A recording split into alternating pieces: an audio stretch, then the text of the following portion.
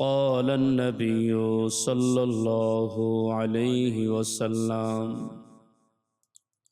من صلى علي واحدة صلى الله عليه عشرا सरकार दो आलम सल्लल्लाहु अलैहि वसल्लम बोलेन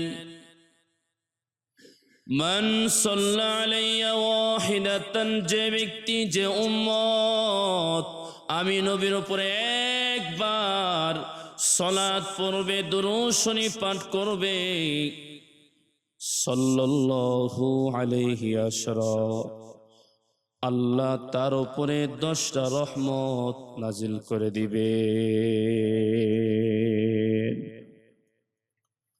রুফিয়াত লাহু 10 দরজাত আল্লাহ তার মর্যাদা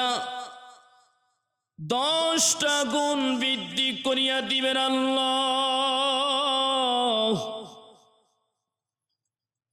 ওয়াহুত্তাত আনহু 10 সাইয়্যাত আল্লাহ তার জীবনের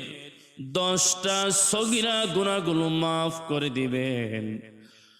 যদি একবার রাসূলের উপরে আমরা সালাত পাঠ করি